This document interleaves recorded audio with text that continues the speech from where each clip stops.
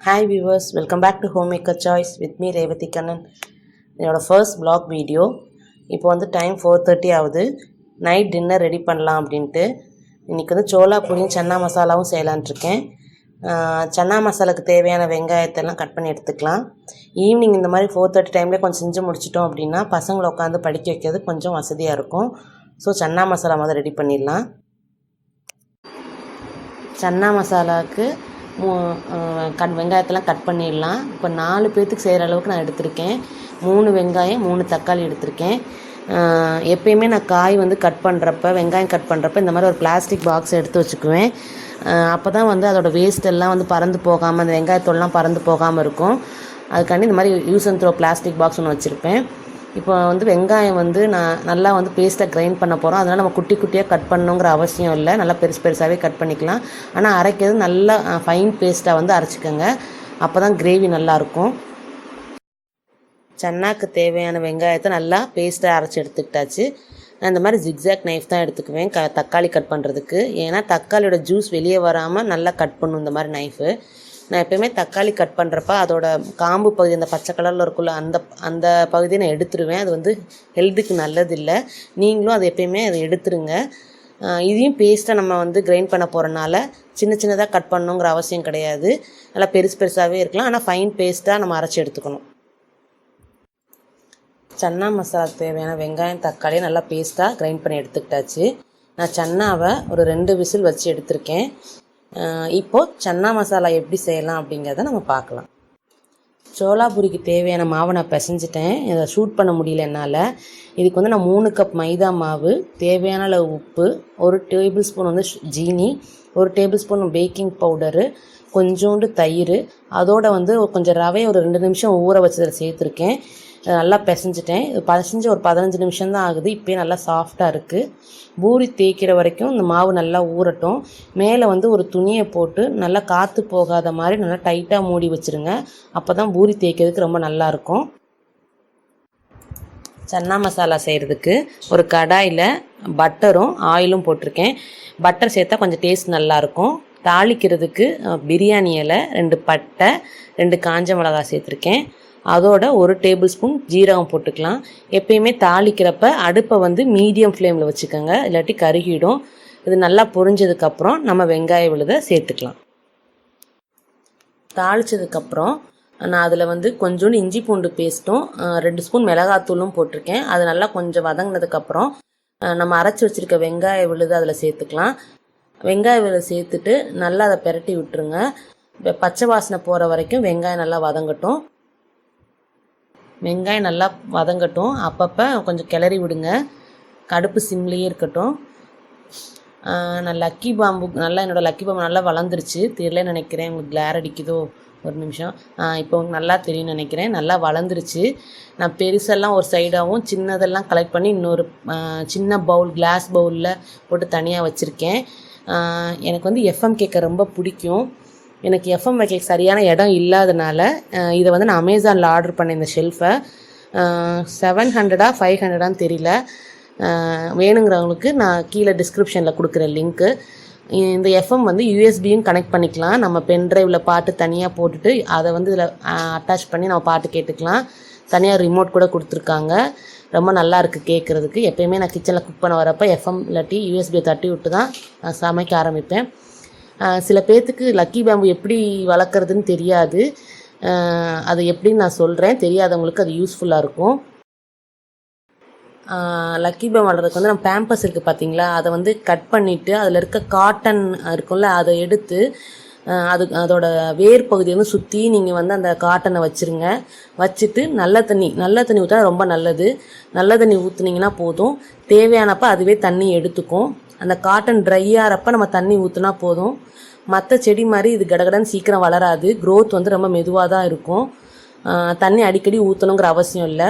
தண்ணி கொஞ்ச நாள் ட்ரை ஆகிடுச்சு போல், தண்ணி ஊற்றணும் போல். இந்த ஸ்டாண்டுக்கு மேலே 2 ஷோ பீஸ் வச்சுருக்கேன்.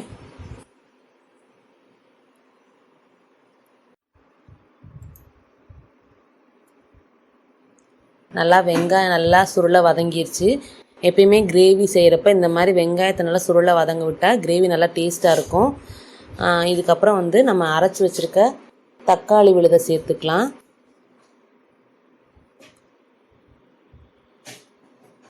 தக்காளி விழுதை சேர்த்துட்டு நல்லா பிரட்டி விட்டுருங்க.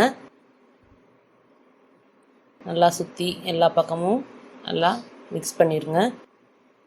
நம்ம ஏற்கனவே வந்து மிளகாத்தூள் போட்டிருக்கோம்.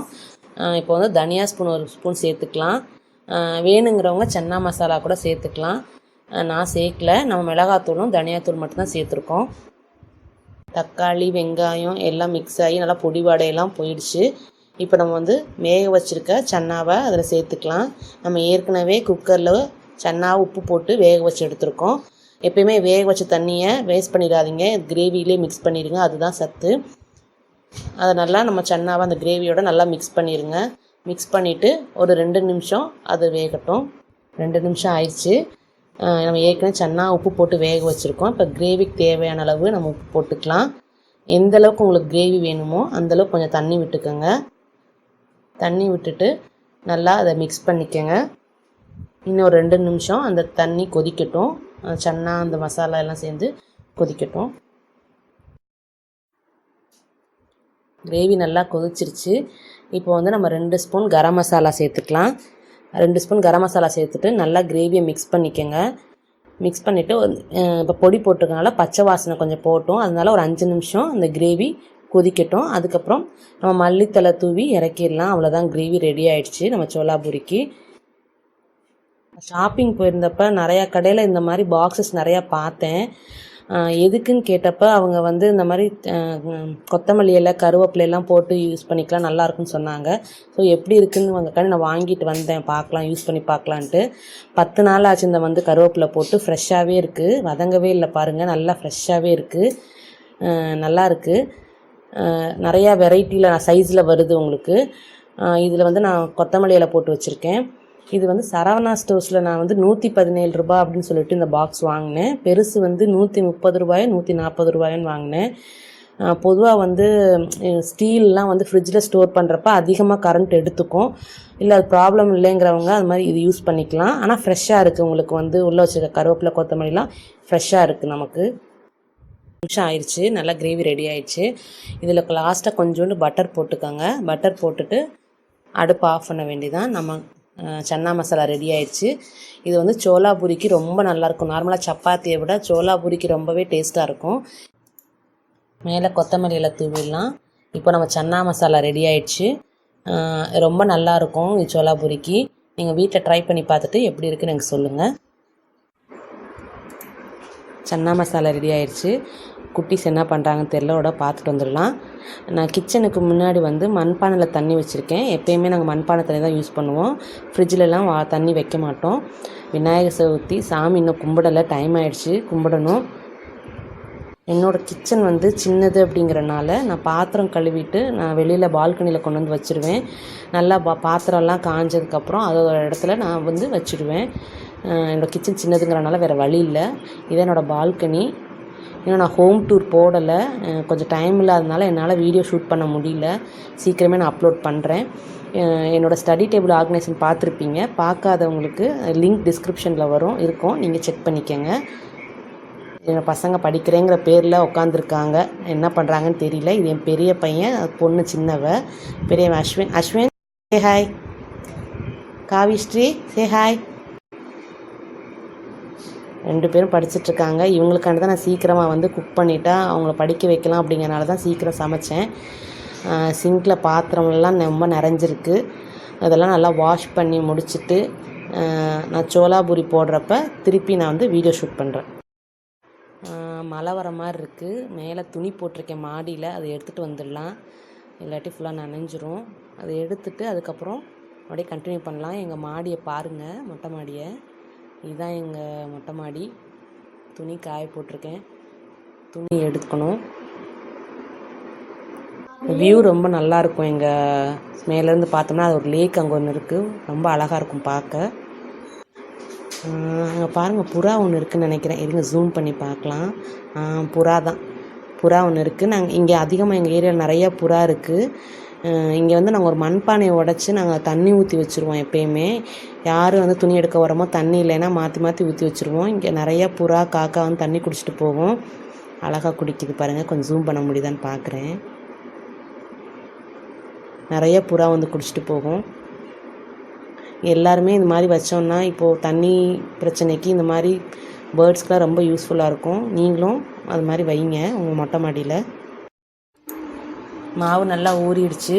நான் நல்லா உருண்டை போட்டு வச்சுருக்கேன் சோளாபூரி பண்ணுறதுக்கு. அங்கே அடுப்பில் வந்து ஆயில் ஹீட் பண்ணிகிட்ருக்கேன். நல்லா ஹீட் ஆனதுக்கப்புறம் சோளாபூரி எப்படி போடுறது அப்படிங்கிறத பார்க்கலாம். சப்பாத்தி கட்டையில் தான் தேய்க்கணும். ரொம்ப டைம் ஆகிடுச்சு. அதனால பூரி ப்ரெஷரில் வந்து பண்ணிடலாம் அப்படின்ட்டு இது ஒரு தடவைக்கு 2 தடவை நல்லா ப்ரெஸ் பண்ணால் ஓரளவுக்கு நல்லா வந்துடும். டைம் இருந்தால் தேய்ச்சிருப்பேன். இன்றைக்கி ரொம்ப டைம் ஆகிடுச்சு. குட்டீஸ்க்கெலாம் பசி வந்துருச்சு. ஆயில் நல்லா ஹீட் ஆனதுக்கப்புறம் அதை அப்படியே எடுத்து போட்டுடலாம். போட்டதுக்கப்புறம் மீடியம் ஃப்ளேமில் வச்சுக்கோங்க. எப்பயுமே பூரி போட்டப்போ நல்லா அதை வந்து அமுக்கி விட்டால் தான் நல்லா பூரி வந்து உப்பி வரும். பாருங்கள் நல்லா உப்பி வருது. நல்லா ஒரு பக்கம் நல்லா வெந்ததுக்கப்புறம் அப்படி பிரட்டி போட்டுருங்க. ஆட்டோமேட்டிக்காகவே அதுவே பிரண்டுரும். பிரட்டி போட்டுக்கோங்க. லைட்டாக கோல்டன் ப்ரௌன் வந்தனையுமே நம்ம எடுத்துடலாம். ரொம்ப வந்து எண்ணெயில் ப்ரௌன் ஆக வேண்டாம். நல்லா உப்பி இருக்கனால பெரல மாட்டேங்குது. ஓகே, அப்படி நல்லா பிரட்டி எடுத்துக்கோங்க. அவ்வளோதான், நம்ம சோளாபூரி ரெடி ஆகிடுச்சு. குட்டீஸ்க்கு ரொம்பவுமே பிடிக்கும். நீங்கள் வீட்டை ட்ரை பண்ணி பாருங்கள். அவ்வளோதான், நம்ம சோளாபூரியும் சன்னா மசாலாவும் ரெடி ஆயிடுச்சு. டைனிங் டேபிளுக்கு சாப்பிட வந்தாச்சு.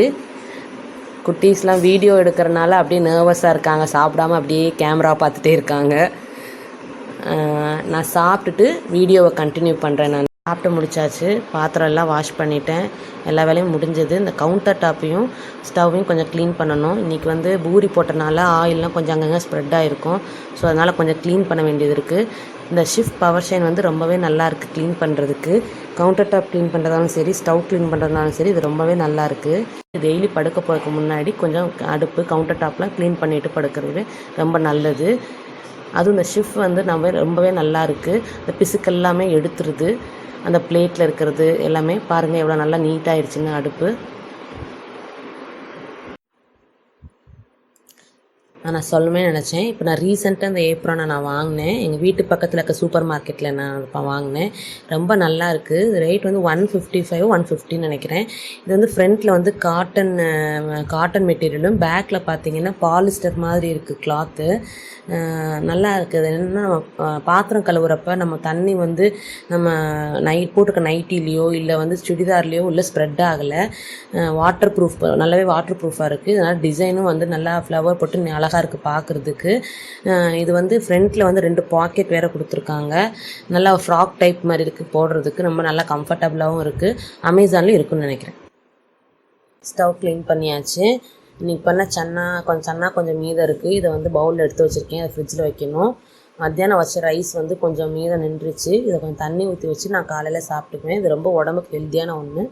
எப்போவுமே நான் ரசம் கொஞ்சம் எடுத்து வச்சுக்குவேன். ஏன்னா நைட்டு பிள்ளைங்களுக்கு அஜீரணமானாலோ இல்லை எங்களுக்கு அப்படி இருந்தாவோ குடித்தா கொஞ்சம் நல்லாயிருக்கும். அதனால் எப்போயுமே ரசம் கொஞ்சம் எடுத்து வச்சுக்குவேன். ஸ்பாஞ்ச் வைப் எடுத்துக்கலாம் கவுண்டர் டாப் க்ளீன் பண்ணுறதுக்கு.